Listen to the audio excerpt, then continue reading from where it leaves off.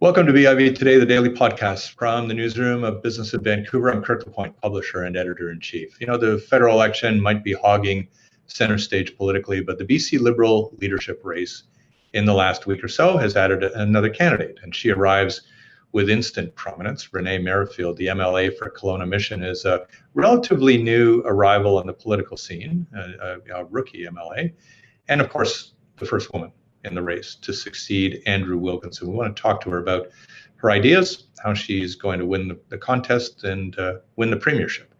Good to see you. Nice to see you too. Yeah, well, let's start with this Horgan fellow. How do you beat him? Oh, it's some of it is just to be different. It's part of the reason that I entered into the race in the first place. It was, a contemplation of if you want change, then you have to be willing to be part of making a difference. And I think that there's some immediate juxtapositions between myself and Horgan. A couple decades of age, some white hair, but mine might be somewhat conjured. But and then also our backgrounds. Yes, gender as well, but our backgrounds. I'm an entrepreneur. I have been a business leader within my community for the past 25 years. I came from nothing. School of hard knocks and a money market loan on a Toyota Tercel. And from that, I've built a company with over 31 companies under its umbrella across Western Canada. So it's definitely a different perspective that it gives me, a different way of doing things and seeing how this province can run. I'm going to bet that you remember the interest rate on your money market loan. Oh my chicken, it was 18%. I was like, it could have just been a credit card, but my credit cards are already maxed. So that money market loan it was. When you think about launching a business and being an entrepreneur, what's the scariest part? I always, my daughter asked me when she was maybe 6 or 7 years old, I understand what dad does for a living, but what do you do every day? Like, what do you do at work? And the year was 2009. I was stressed to the max. I had 180 employees at the time. I didn't know how I was going to make the next payroll. And I looked at her and tears welling up in my eyes. And I said, every day I go to work and I feed 180 families. And that's truly what I believed I was doing. I knew that those paychecks were taken home every 2 weeks, and it's what people lived off of.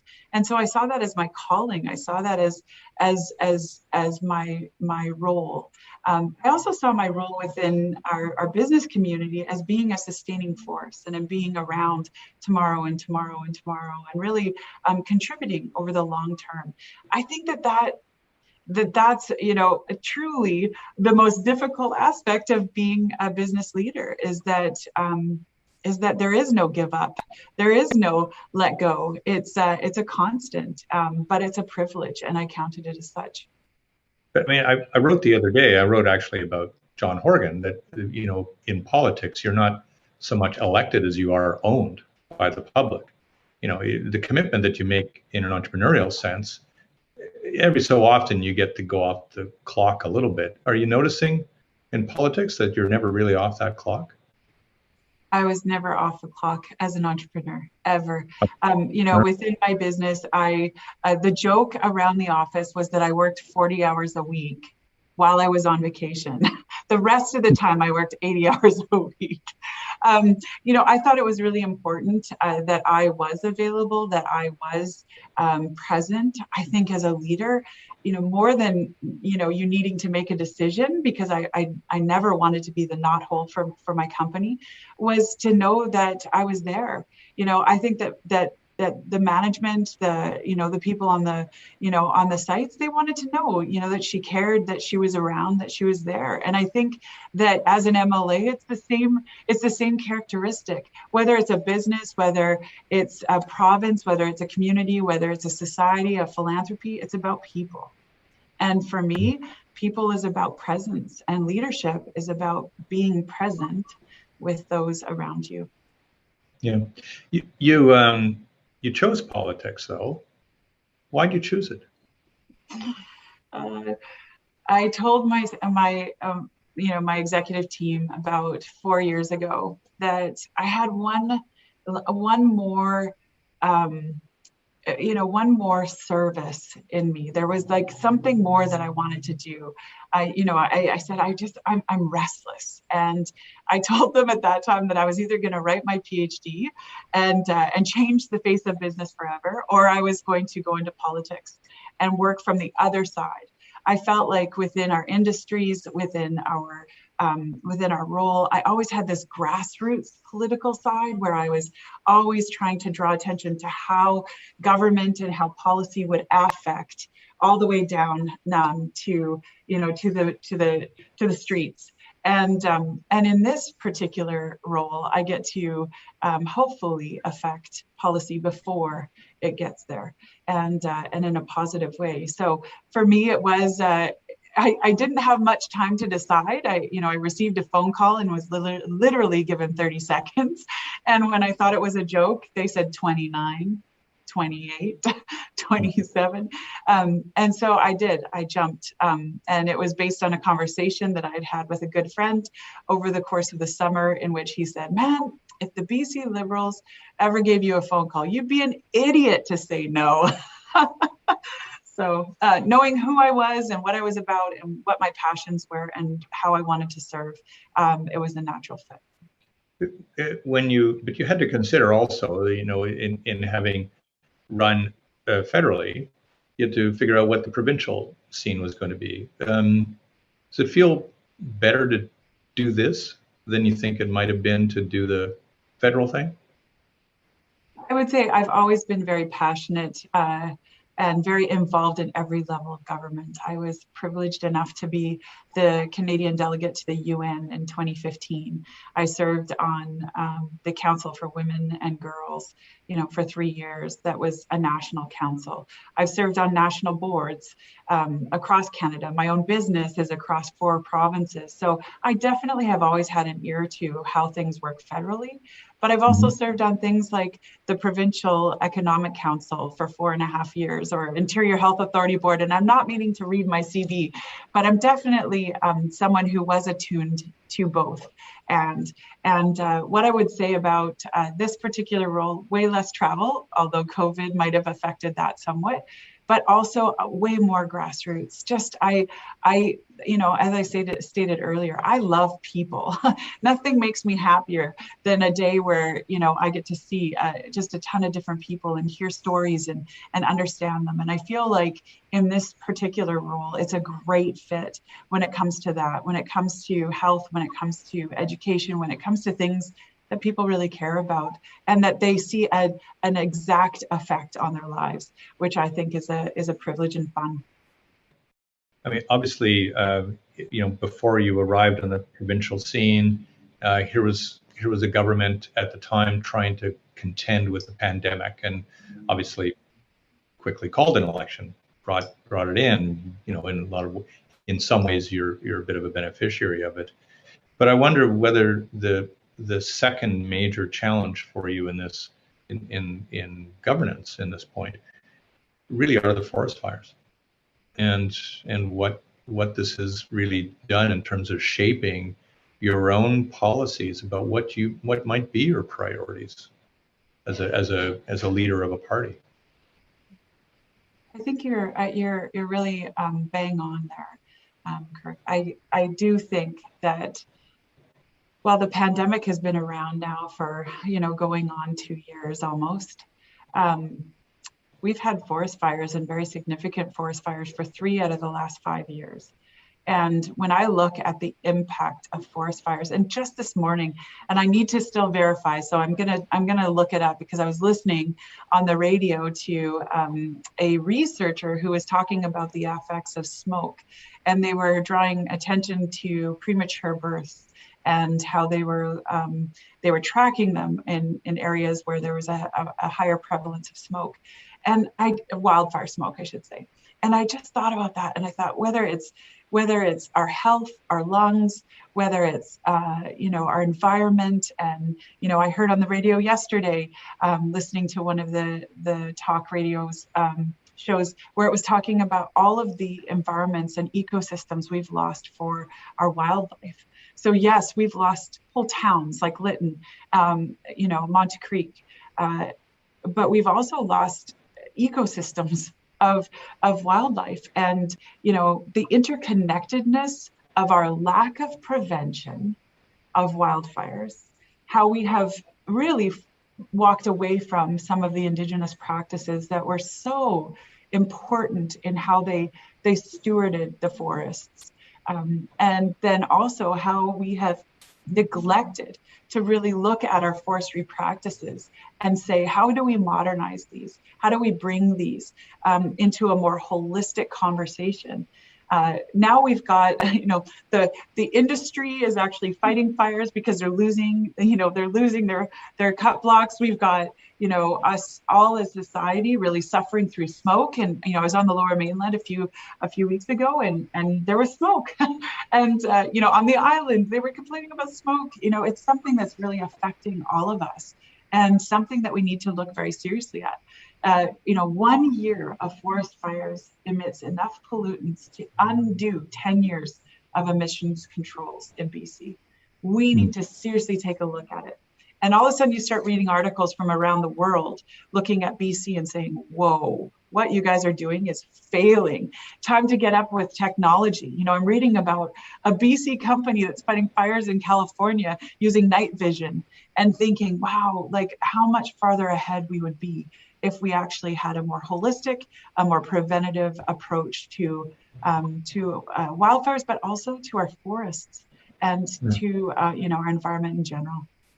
So when I hear you say these things, talk about importance of learning from Indigenous tradition, importance of dealing more sustainably with our forests, it doesn't sound like someone who is positioned to the right of center politically, if you don't mind.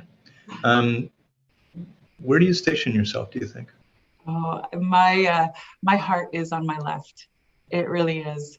I care a lot about people and about the sustainability aspects of who we are as a culture, and who we are as a society. But my pocketbook is firmly on the right, and I do believe in our environment and our economy working in harmony, and that is something that I haven't seen a lot of leadership in, and I believe that there is more work to be done on that front. In particular, we need to take a very hard look at our economy and how we're going to plan forward and move forward. Yes, I am in the Okanagan, which is really the heartbeat of small business within our province.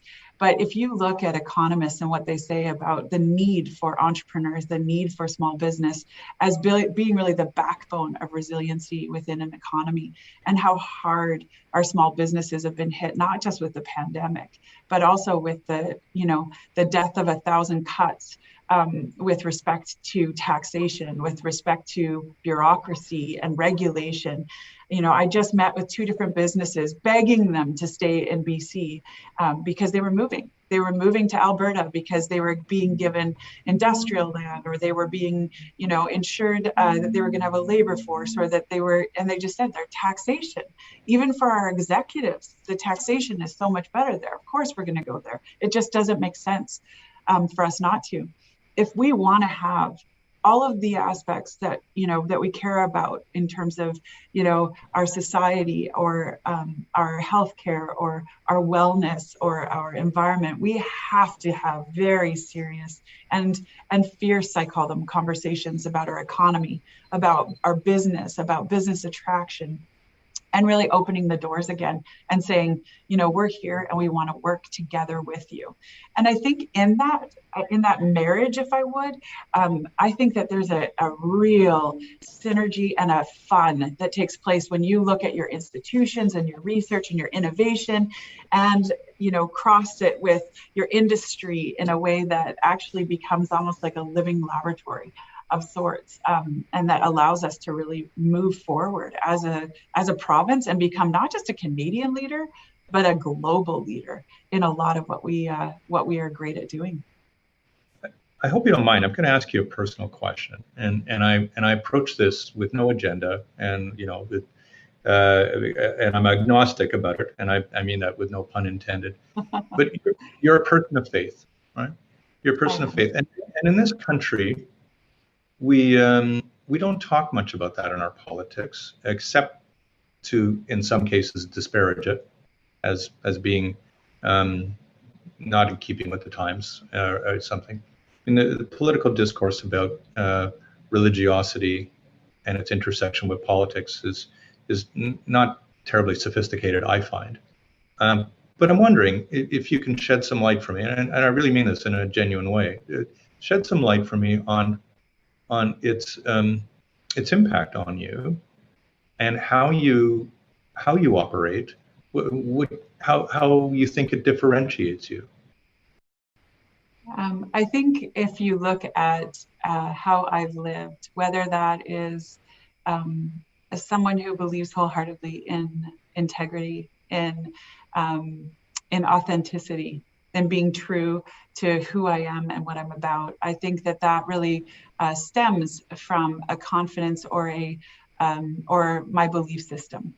But I would also say that what I've learned, and I learned this as a young child growing up with somewhat of a renegade father who was a pastor, who really taught me a lot about love and a lot about grace and a lot about loving everyone.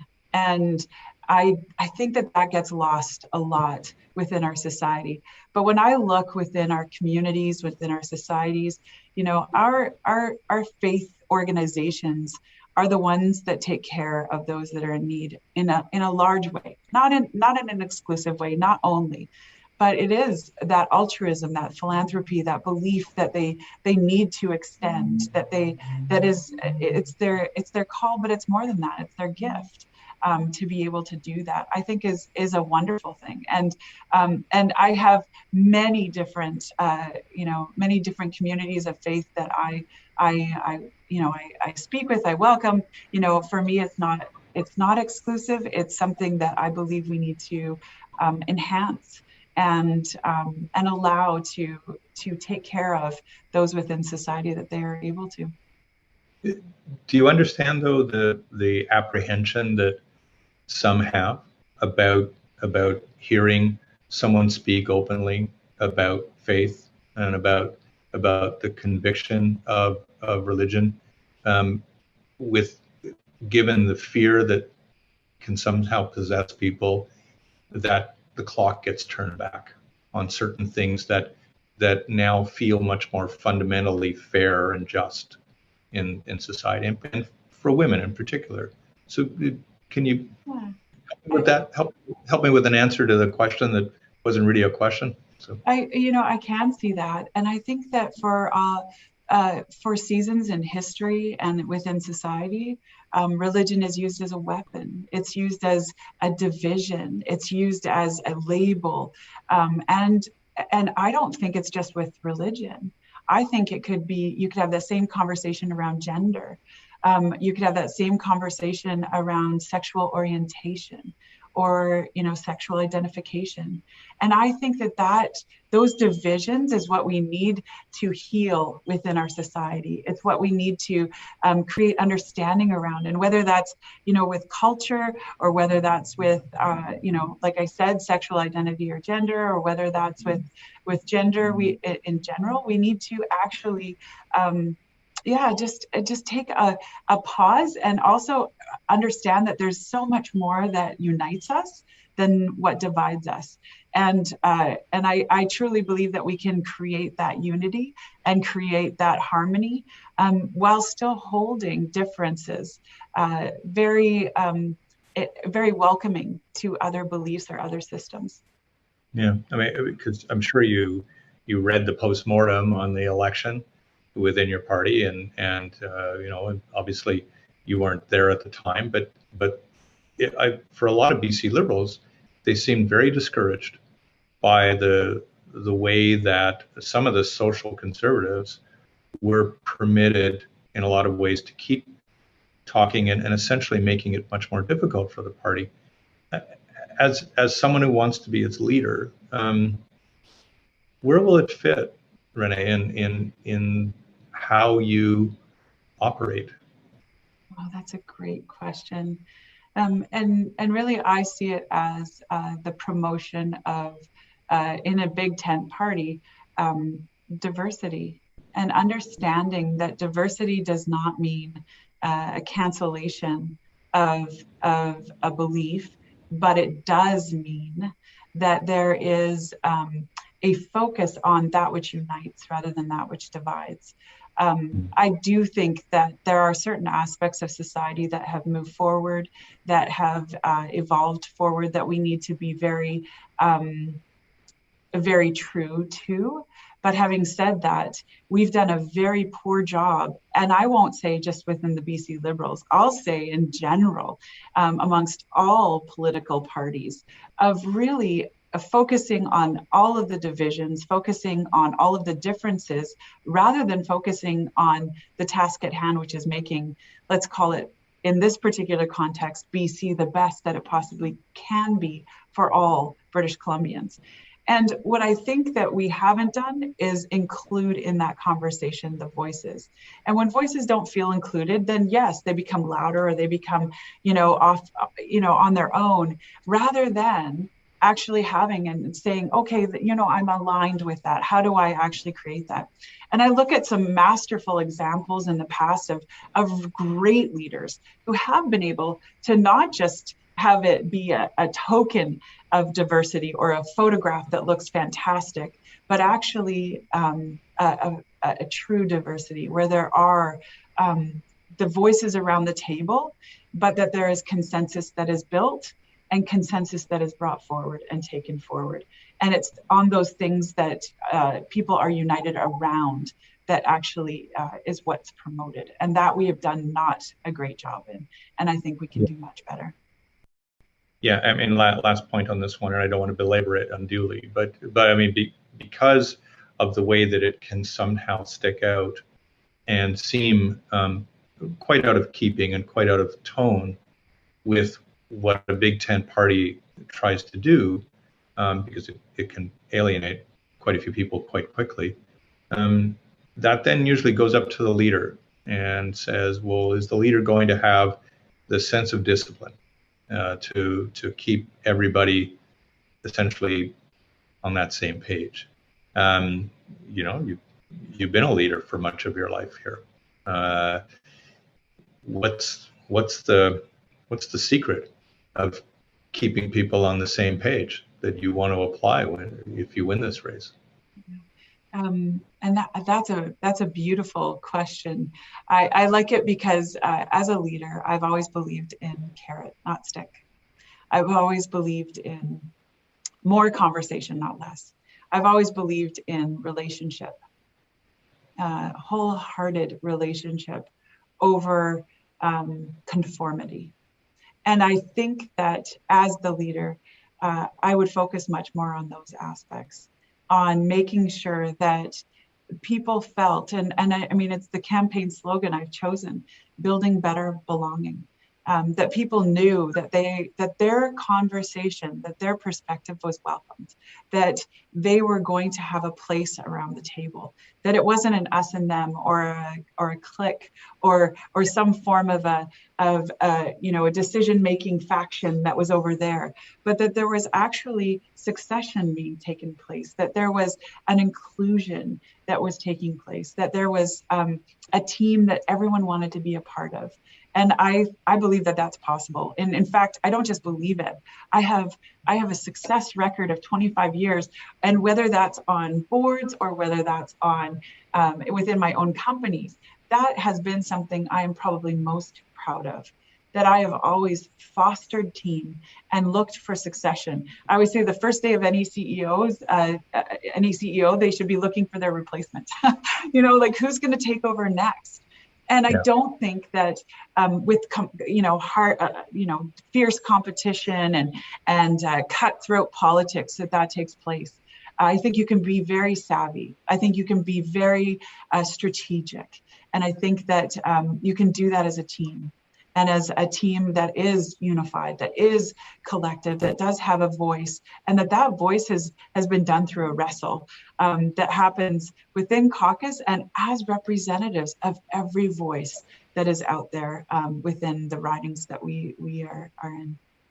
And yet you know that your opponents will define you by whatever extremes exist, whether they are to the left or to the right, whether they're up or down.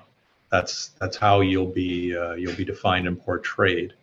So I guess it's a second way of asking the same question. Your predecessor, obviously had some difficulties in mastering that discipline, that one voice for the party. You feel you can do that? Oh, I know I can. Absolutely, wholeheartedly. It is possible. And it's only possible through relationship. It's only possible through a different way of moving forward. And that has not been done before. And it is what's necessary. And it is what is being done almost in a universal context. And, I'll speak, from a business perspective. You go through ICD directorship training, and you learn all about how to take disparate voices and collect, or how to build consensus.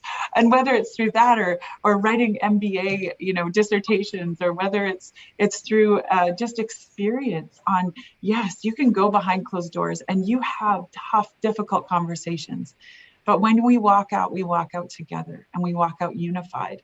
And it takes longer. It's a more difficult process, but it gets faster. The more that you do it, the more that you trust each other, the more that you build on great principles of shared value systems and structures, which is done in business. It is done, we used to call it corporate social responsibility, or doing things correctly. And now it's through ESG, or it's through the very DNA of corporate North America. And I believe we need to pull that into politics. And I don't know why it's this last bastion standing over here that it just hasn't happened in, but it needs to. And it needs to actually be a part of how we move government forward, of how we move everyone in BC forward. And I think we've heard some really loud voices calling out for a different way over the course of the last 6 years. And the letter from Jody Wilson-Raybould rings true, in how she basically said, I'm not leaving to spend more time with my family or to do these other things. I'm leaving because this environment is toxic. And I think that we need to change the environment. And I'm not saying that, that the BC legislature is toxic, but I would say that the way we've done politics in the past needs to be rectified. The way the BC Liberals have seen their way through needs to be changed, and needs to be altered, and needs to be remembered in how it started and in how things were born. And I do think, though, it's a new day, it's a new way, and I think it's time for us to really, for us to really maximize that. All right, last question, and I've asked everybody who's in the race so far this question. How are you taking care of yourself? Oh, that's so good. I have an amazing family who I absolutely adore and love spending time with. So I make sure that I connect with them on, if not a daily, a weekly basis, because my kids are beasts. In fact, I think I have the oldest kids out of all the other candidates. So my kids are old, and my relationship with them looks a little bit different now, but I really do enjoy spending time with them. And my spouse is awesome. He is a rock star in his own right, and I absolutely need him for just that voice of calm and that voice of reassurance and fun. I have an amazing network of female entrepreneurs, business leaders, and friends, and they are my grounding. they are my sanity, and they are definitely ones that would say, Renee, I think you need to take a look at this in a little bit better way. I love getting outdoors. I love hiking. I've got 2 Bernese mountain dogs that are just beasts and love to take their daily walks, and so it is something I need, that daily exercise and connection with nature, to really make sure that that I'm grounded and that I'm seeing things as correctly as possible as a human, but definitely that I am also creative and seeing a path through whatever we're going through. Can you count how many of the 87 ridings you've been to? No, but we're almost at half, so that's pretty good. we've got some ones coming this next week that are going to be pretty fun. But yeah, almost half probably by this point. Well, stay well, stay sane. You know, my goodness. Thank you. It's intend to improve sanity as time goes on. So, and we'll catch up again as we get through the campaign. But I want to thank you for your time today, Renee. Oh, I would love to anytime. And thank you so much for this this conversation. Thank you. Renee Merrifield is an entrant into the BC Liberal leadership race. She's the MLA for Kelowna-Mission. I'm Kirk LaPointe, publisher and editor-in-chief of Business of Vancouver. Thanks for watching.